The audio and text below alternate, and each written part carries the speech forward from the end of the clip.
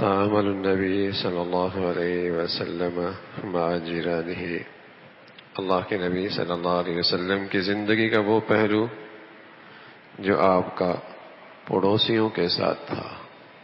پڑوسی، اللہ نے بتلایا ہے کہ اللہ کی عبادت کرو، شرک نہ کرو، والدین کے ساتھ حسن سلوک کرو اور رشتہ داروں کے ساتھ حسن سلوک کرو، یتیموں کے ساتھ حسن سلوک کرو، مساکین کے ساتھ حسن سلوک کرو، والجار ذی القربی، تمہارا پڑوسی تمہارا کوئی رشتہ دار ہے، رشتہ داری کا بھی حق ادا کرو، پڑوس کا بھی حق ادا کرو۔ والجار الجنب، یا کوئی پڑوسی ہے جس کا دروازہ تمہارے دروازے کے قریب ہے۔ والصاحب بالجنب، یا ایسا پڑوسی ہے جو تھوڑی دیر کے لیے ہے، محفل کا، مجلس کا، مسجد میں صف کا، سفر کا، حضر کا، دفتر کا، تھوڑی دیر کا ساتھی ہے، جس کی نشست تمہارے ساتھ صف میں ہے، دفتر میں ہے، سفر میں ہے، تھوڑی دیر کہیں نشست اس کی آپ کے ساتھ ہے، تو اللہ کے نبی صلی اللہ علیہ وسلم نے ہر قسم کے پڑوسی کے ساتھ حسن سلوک کی تلقین فرمائی ہے۔ حسن سلوک، پڑوسی، بلکہ اس سے آگے کی بات عرض کروں، اگر پڑوس مسلمان نہ بھی ہو، بحیثیت پڑوسی کے مسلمان اس کے ساتھ حسن سلوک کا معاملہ کرے۔ ایک یہودی اپنے گھر بیچنے لگا اور اس کے پڑوس میں عبداللہ ابن مبارک رحمۃ اللہ علیہ رہا کرتے تھے۔ اپنے گھر کی قیمت دگنی قیمت لگائی۔ لوگوں نے کہا مارکیٹ میں تو یہ ریٹ نہیں ہے، یہ مارکیٹ کی قیمت تو نہیں ہے، تم تو ڈبل لے رہے ہو۔ کہاں؟ آدھی قیمت زمین کی ہے، آدھی قیمت میرے پڑوس کی ہے، اس لیے کہ عبداللہ جیسا پڑوسی تمہیں نہیں ملے گا۔ عبداللہ ابن مبارک جیسا پڑوسی تمہیں نہیں ملے گا۔ تو ایسا پڑوسی آدمی کی خوش نصیبی ہوتی ہے، سعادت مندی ہوتی ہے کہ اسے پڑوس اچھا مل جائے، پڑوس اچھا مل جائے۔ اللہ کے نبی صلی اللہ علیہ وسلم کے پڑوسی سعد ابن عبادہ تھے، عبداللہ ابن عمر ابن حرام تھے، ابو ایوب انصاری تھے، سعد ابن زرارہ تھے۔ یہ اللہ کے نبی صلی اللہ علیہ وسلم کے پڑوسی تھے، اور بنو النجار اپنے اس پڑوسی پر فخر کیا کرتے تھے اور فخریہ اشعار کہا کرتے تھے کہ ہمیں ایسا پڑوسی مل گیا ہے، ہمارا پڑوس ایسا ہے، ہمارا پڑوس ایسا ہے۔ رسول اللہ صلی اللہ علیہ وسلم فرمایا کرتے تھے صحت مند ایمان کی علامت یہی ہے کہ اس کا اپنے پڑوسی کے ساتھ معاملہ اچھا ہو، اور پڑوسی کے ساتھ اچھا معاملہ صرف یہ نہیں کہ اس کے ساتھ اچھا برتاؤ کرے، بلکہ یہ بھی ہے کہ اس کی طرف سے کوئی ایذا اور تکلیف پہنچے تو اس پر صبر کرے، اس پر صبر کرے، اس پر صبر کرے۔ یہ ہے حسن سلوک پڑوسی کے ساتھ۔ اللہ کے نبی صلی اللہ علیہ وسلم کا پڑوس ہمیشہ آپ سے خوش رہا کرتا تھا، اور حضور علیہ الصلوۃ والسلام پڑوسی کے متعلق ہمیشہ ہدایات دیا کرتے تھے۔ عائشہ فرماتی ہیں اللہ کے نبی صلی اللہ علیہ وسلم کو جبرائیل بار بار پڑوسی کے متعلق ہدایات دیتے، مجھے یوں لگتا شاید یہ پڑوسی وراثت میں بھی حصے دار بن جائے گا. مجھے یوں لگتا جیسے یہ پڑوسی بھی وراثت میں حصے دار بن جائے گا. اتنی اس کی رعایت اور اس کے خیال کرنے کی ترغیب ہے. سبحان اللہ. اگر ہمارا ماحول ایسا بن جائے، ہماری سوسائٹیوں کا رنگ ایسا ہو جائے، ہمارے گلے بازار ایسے ہو جائیں، تو بتاؤ ہر ایک دوسرے سے جب دوسرے کے لیے راحت کا باعث بنے گا تو ہر ایک کو راحت ملے گی. جب ہر ایک دوسرے کے لیے راحت کا باعث بنے گا تو ہر ایک کو راحت ملے گی.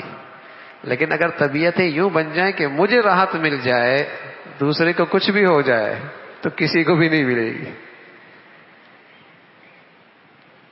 اگر یہ ذہن بن جائے کہ بس میرا فائدہ ہو جائے، ہر شخص اگر یہ چاہنے لگ جائے کہ میرا فائدہ ہو جائے، تو کسی کو فائدہ نہیں ہونا. اور ہر ایک یہ چاہ لے کہ دوسرے کا فائدہ ہو جائے تو ہر ایک کا فائدہ ہونے لگ جائے گا. اگر ہر ایک چاہ لے کہ میں دوسرے کے ساتھ اچھا کر لوں، تو بتاؤ سب کے ساتھ اچھائی ہونے لگ جائے گی. اور اگر ہر ایک حریص بن جائے کہ بس میرے ساتھ اچھائی ہو چاہے دوسرے کے ساتھ کچھ بھی ہو، تو کسی کے ساتھ بھی پھر اچھائی نہیں ہونی. اگر ہر آدمی یہ چاہ لے کہ میں دوسرے کے حقوق ادا کر دوں، تو ہر ایک کا حق ادا ہو جائے گا. لیکن اگر ہر جگہ مطالبہ اور آواز ہی یہ ہو کہ میرے حقوق میرے حقوق، تو کسی کو حقوق نہیں ملے گی. اور دنیا میں ہو یہ رائے گا، ہر شخص اپنے حقوق کے لیے تو کھڑا ہے، یہ فکر ختم ہو گئی کہ اس کے اوپر دوسروں کے حقوق کیا ہیں. اللہ کے نبی صلی اللہ علیہ وسلم جو ذہنیت بنا کر گئے، جو ذہن دے کر گئے، جو تربیت کر کے گئے کہ ہر شخص کو یہ احساس ہو جائے کہ میری ذمہ داری کیا ہے.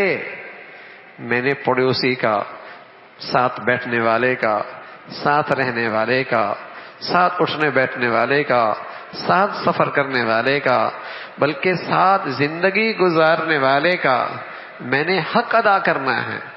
اور دوسرا بھی اگر یہ چاہ لے، بتائیے دونوں کے حقوق ادا ہو جائیں گے. اس لیے پیارے رسول صلی اللہ علیہ وسلم فرمایا کرتے تھے، الید العلیا خیر من الید السفلی، اوپر کا ہاتھ نیچے کے ہاتھ سے بہتر ہے. محدثین نے فرمایا ہمیشہ دینے کا مزاج بنے، لینے کا نہیں. اگر امت کا مزاج دینے کا بن جائے گا سب کو مل جائے گا، سبھی لینے والے بن گئے کسی کو نہیں ملے گا. مزاج نبی بنا کر گئے کہ سب دوسرے کے حقوق کی ادائیگی کریں، حقوق دینے والے بنے، ادا کرنے والے بنے. اگر گھر ہی میں رہنے والے جو ایک دوسرے کے پڑوسی اور سب سے زیادہ قریبی پڑوسی ہیں، رشتہ دار بھی ہیں پڑوسی بھی ہیں، ہر ایک چاہ لے کہ میں دوسرے کا حق ادا کروں، دوسرے کا حق ادا کروں، بتائیے ہر ایک دوسرے کے لیے جنت نہیں بن جائے، ہر ایک کو دوسرے سے راحت ملنے لگ جائے. تو رسول اللہ صلی اللہ علیہ وسلم پڑوسیوں کے متعلق اتنی ہدایات دے رہے. ایک انصاری سے پوچھا کہ وہ حضور علیہ الصلوۃ والسلام کی خدمت میں آئے، بلکہ جبرائیل آئے اور حضور علیہ الصلوۃ والسلام سے پڑوسیوں کے بارے میں تلقین فرمانے لگے. تو حضور علیہ الصلوۃ والسلام نے ایک موقع پہ فرمایا کہ جو شخص ایمان والا ہے اور اس کا آخرت پر ایمان ہے تو فلیکرم جار، اسے چاہیے کہ وہ اپنے پڑوسی کا اکرام کرے. جو ایمان رکھتا ہے اور آخرت پر ایمان ہے اسے چاہیے کہ وہ اپنے پڑوسی کا خیال رکھے. فلیکرم جارہ. اچھا، جو یہ نئی روشنی کی تعلیم بڑھتی چلی جا رہی ہے نا، جو یہ نئی روشنی کی تعلیم بڑھتی چلی جا رہی ہے تو پتہ ہی نہیں ہوتا پڑوس میں کون رہ رہا ہے، اور سالہ سال گزر جاتے ہیں پتہ نہیں ہوتا. بلکہ اب پڑوس تو دور کی بات ہے، بس اوقات یہ بھی نہیں پتا گھر میں کون کون رہ رہا ہے۔ ہاں، یہ نئی روشنی کی وبا ہے، ورنہ محلہ، پڑوس ایک دوسرے کے دکھ درد میں، تکلیف میں، تعاون میں، مدد میں ایک دوسرے کے ساتھ شریک ہوا کرتے تھے۔ محلے کا بوڑھا سب کا بزرگ ہوا کرتا تھا، کسی ایک پڑوس میں تکلیف ہو جاتی سب مدد کے لیے پہنچ جایا کرتے تھے، کہیں فوتگی ہو جاتی سب آگے بڑھتے اس کے ساتھ کام کاج میں، اور کئی دن تک اسے گھر میں کھانے پکانے کی ضرورت نہیں پڑتی، اس غم زدہ کے گھر میں پڑوس سے اس کی ضرورت کے لیے کھانا آ جایا کرتا تھا۔ وہ ایک رشتہ داری لگتی تھی، ایک تعلق رکھتا تھا۔ لیکن اب پڑھے لکھے ہو گئے، ہاں زیادہ ہی پڑھ گئے، نئی روشنی ہے، نفسا نفسی ہے، نفسا نفسی، اپنا اپنا، صرف اپنی ذات تک۔ تو رسول اللہ صلی اللہ علیہ وسلم بتا رہا ہے ایمان کا تقاضا یہ ہے کہ پڑوسی کا خیال رکھا جائے۔ اور پھر اللہ کے نبی صلی اللہ علیہ وسلم نے فرمایا واللہ لا یؤمن، واللہ لا یؤمن، واللہ لا یؤمن، قیل ومن یا رسول اللہ، 3 مرتبہ آپ نے فرمایا وہ شخص صحیح ایمان والا نہیں، وہ شخص اپنے ہاں صحت مند ایمان نہیں رکھتا، وہ اپنے ہاں کامل ایمان نہیں رکھتا۔ کہنے لگے یا رسول اللہ کون؟ فرمایا وہ لا یأمن جارہ بوائقہ، جس کی تکلیفوں سے اس کا پڑوسی محفوظ نہیں، وہ ایمان والا نہیں، جس کی تکالیف سے، جس کی ایذا سے اس کا پڑوسی محفوظ نہیں۔ عجیب زندگیاں ہیں، جیسے سانپ بچھو ہوتا نا بسا اوقات، وہ کسی کو ڈس لے تو اس میں اس کی توانائی کا اس سے کوئی تعلق نہیں کہ اس کی توانائی بڑھ گئی، اس کو کوئی غذا مل گئی، بس ڈسنا اس کا مزاج ہوتا ہے، ڈس لے۔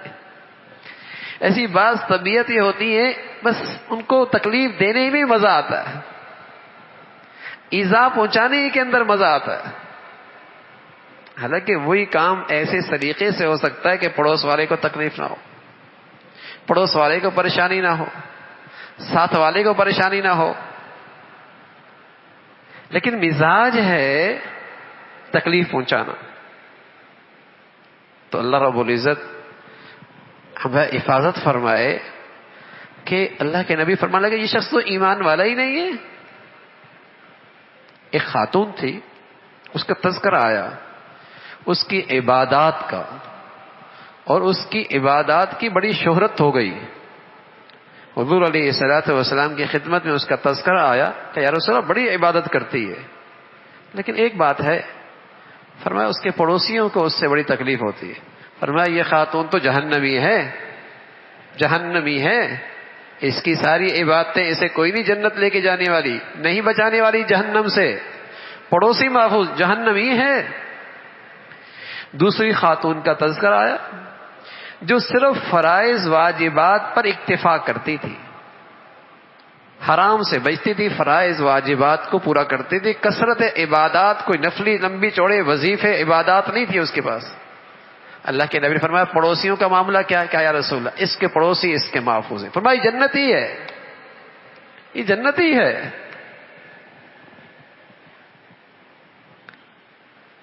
تو قریب کا پڑوسی بھی ہوتا ہے، دور کا بھی ہوتا ہے، تھوڑے وقت کا بھی ہوتا ہے، تھوڑی دیر کا بھی ہوتا ہے، وقتی طور پر بھی پڑوسی ہوتا ہے، سفر کا، حضر کا، مجلس کا، محفل کا، کسی نشست و برخاست کا پڑوسی۔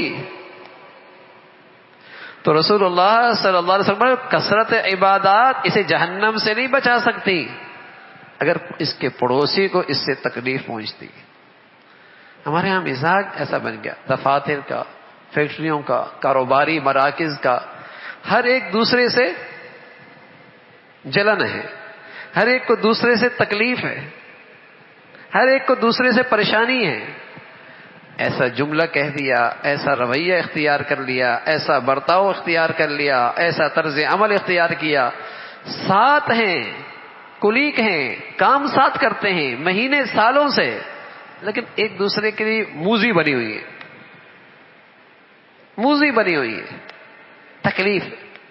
اور اس حصے کو ہم نے دین سے بھی نکال رکھا ہے، اس حصے کو ہم نے دین سے بھی نکال رکھا ہے کہ اس کا دینداری سے تعلق کوئی نہیں، مسلمانی سے تعلق نہیں ہے.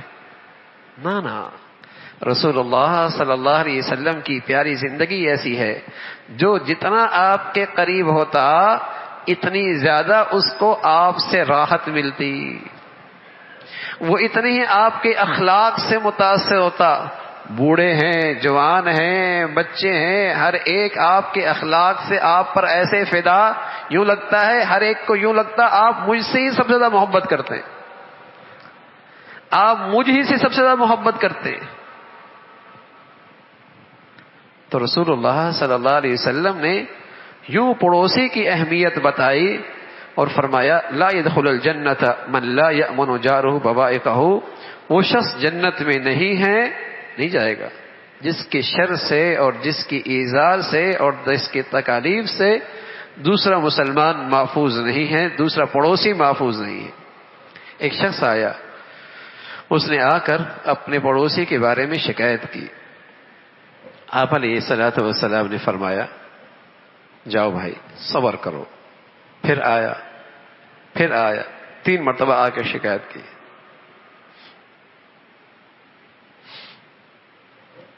تو حضور علیہ الصلوۃ والسلام نے اس کو یہی ترغیب دی کہ دیکھو بھائی صبر کر لو. لیکن جب وہ نہ مانا، آپ نے فرمایا جاؤ تم بھی اپنا سامان راستے میں پھینک دو. اب لوگ گزرنے لگے اور لوگ اسے برا بھلا کہنے لگ گئے کہ یہ کیا کر دیا. تو حضور علیہ الصلوۃ والسلام کے پاس اس کے پاس کا پڑوسی آیا، کہنے لگا یا رسول اللہ آپ اسے بلا لیں اور آئندہ اس کو انشاءاللہ میری ذات سے تکلیف نہیں پہنچے گی. تو یوں اللہ کے نبی صلی اللہ علیہ وسلم نے پڑوسی کے متعلق فرمایا تم اس کا سامان پھینکا نا، اب کیا ہوا، لوگ تمہیں اور برا بھلا کہنے لگ گئے، صبر کر لیتے، اللہ راضی ہو جاتا،